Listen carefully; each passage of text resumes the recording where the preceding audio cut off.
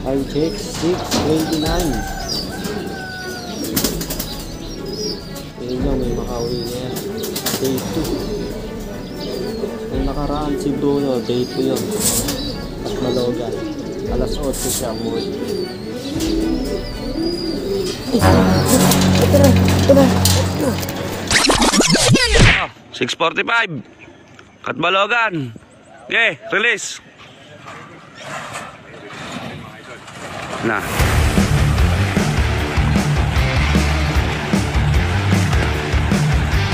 Mario. Lampag.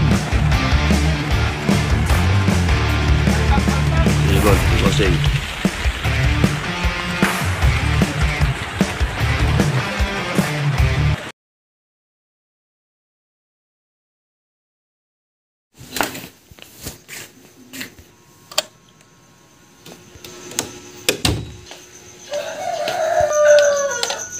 Time check!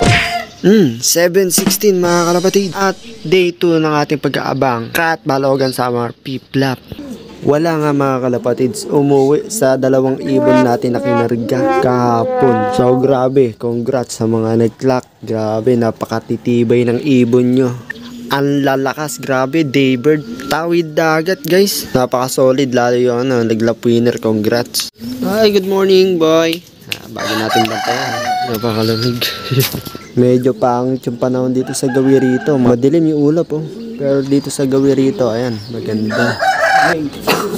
Sana makapagpawi tayo guys. Sana may umuwi.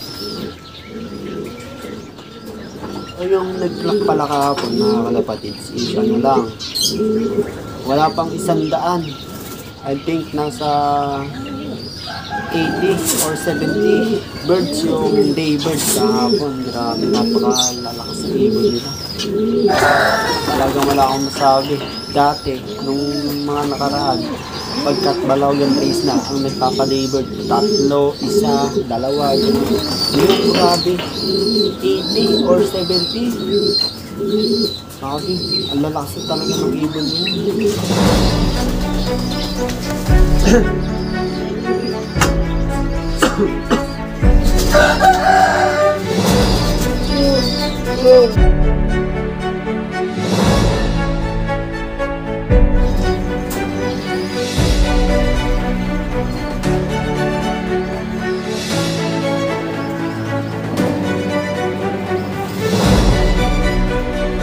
I check 6:29. Ayun lang, may makauwi na yan. Day 2. Nung nakaraan si Bruno, day 2 yun. At Malogan. Alas 8 siya umuwi. Ito na. Time check 6:30. Grabe mga kalapatids, meron umikot. Papalanding na rito kasi andito ako sa landing board ng north section. Umikot dito, hintayin natin, baka siya yun. Checkered eh. Hanip na yan, palanding na. Kinabahan ako dun. Sarap siguro kung siya na. Gagi. Siya kaya yun, baka iba, umikot lang. Kasi putik, papalanding na, malapit na, biglang lumikong gano'n. Kagi, wag gano'n. Mali yun. 77 lang pala yung nag-clock kahapon, ang tibay. Kala ko 80, 77 lang pala. Ang start ng clock mga kalapatid, 6:45 pala. Kala ko start na rin ngayon. Ano pa lang 6:35. So mamaya-maya pa magbubukas yung clock. Time check 6:46. Start na ng clock mga kalapatids. Abangan natin kung sino pa yung mga magka-clock. Pero palanding na talaga siya. Malapit na siya, nandito na siya gawin. Biglang lumiko.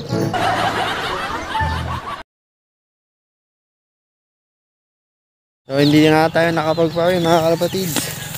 Sila lang yung masuswerteng pinalad. Pero kahit ganon, parang mas ginaganahan ako mga kalapatids na bumawi. Gusto kong bumawi talaga. Sorry sa mga nakapanood ng video natin nung nakaraan. Na-prank kayo. Ayoko nga sanang i-post yung video na yun kasi wala tayong pauwi. Pero para maging transparent tayo, di ba? Pinost ko na para malaman nyo talaga na hindi tayo nakapagpawi ng Katbalogan. So huwag kayong mag-alala, babawi tayo kasi merong hindi magandang nangyari sa atin ngayong season na to, pero merong magandang balita kasi meron tayong magiging kapartner ngayong susunod na South season. Ano ko na lang kayo, update ko na lang kayo sa susunod kasi solid. Meron tayong partner sa loob. Tulungan muna natin sila tatay, sila kuya pitas ng bell pepper dahil daming bunga. Kalamansi ni kuya pitasin na 1.3 ang hindi speed 1.3 ang presyo ng kalamansi ngayon, mahal. Pabungahin na to sa susunod Ayun, may mga nag-training pa sisipag galing south. Papaya Samba, sabay-sabay tayo dyan.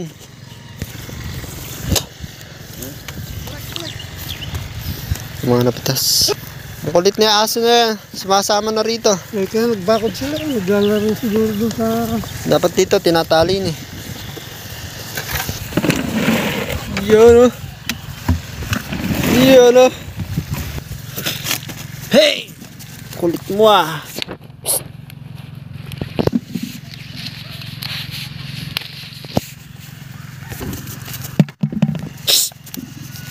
Pipitasin kita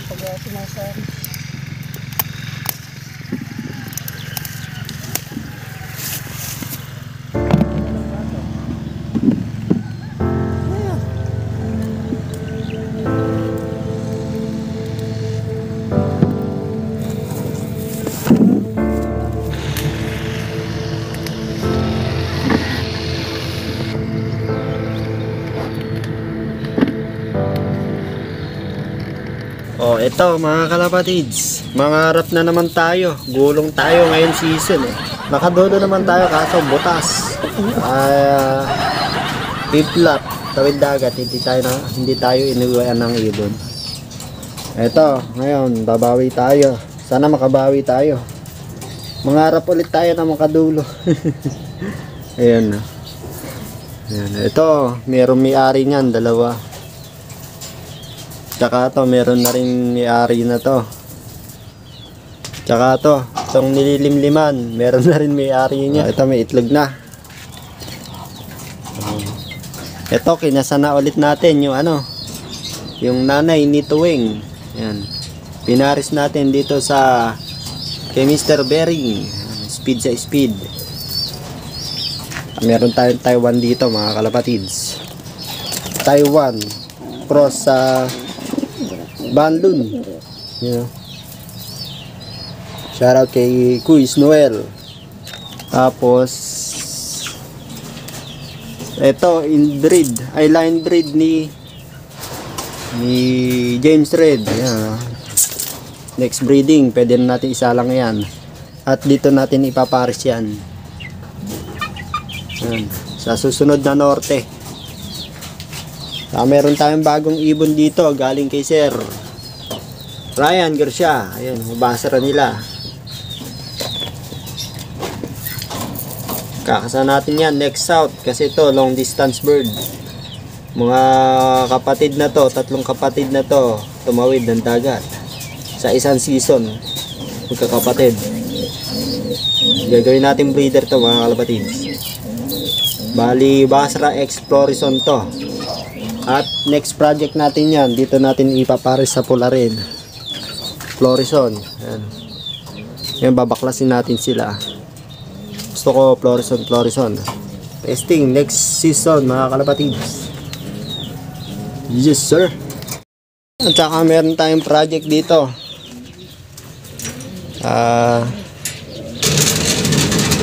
Ayun, Lolita ni Sir Reynan Chanco, itong grazer na to, Lolita line. Inaris natin sa De Bruxelles line na inbreed. Ito siya.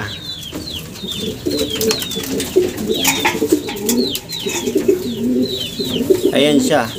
Yan yung De Bruxelles. Sila yung magkapares ngayon. So, lilipad natin yung magiging anak nila sa South, mga kalapatids. Gigil tayo sa South, gigil tayo sa dulo. Sana makadulo ulit. Alright. Ay, ganun talaga ang karera. Hindi lagi panalo, mga kalapatids. So, gulong na naman tayo. Pero babawi tayo. Sana makabawi nga kasi lalaro tayo sa club ng JPRC. So, malapit na rin yung mga fundraise at grand pooling nila at meron niya tayong 3 ibon na nilalaro. Ito nga. Ayan. Ito isasali natin sa fundraise. Saka itong binasal natin, mga kalapatids, yung kalbo na yan, yung na-dicto nating ibon. Pero, nalaman pa niya yung grazer ng Norsagaray, Bulacan. Samantalang nun lang ulit hinages. Baka sakali. Magaling yung homing. Ano yung blue bar na yun, oh. Tapos itong pasaway nating ibon na to. So pagtatsagaan ko muna siya. Bali 3 silang babaeng ililipad natin. Ayan. Kulit. Kulit na malupit.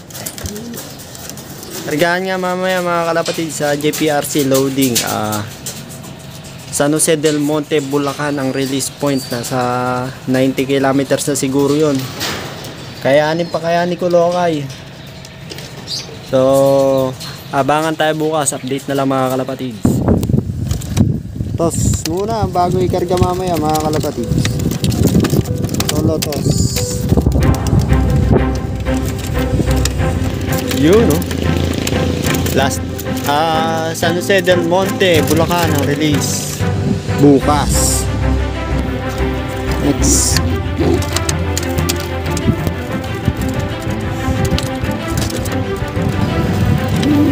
Si Kulit.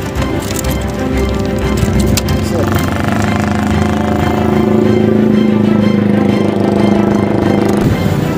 ito nga, mga kalapatids, yung bumaliling nating ibon. Nakakadala natin siya ngayon, wala na siyang balikin. Abangan natin sa bukas. Bilis niya eh.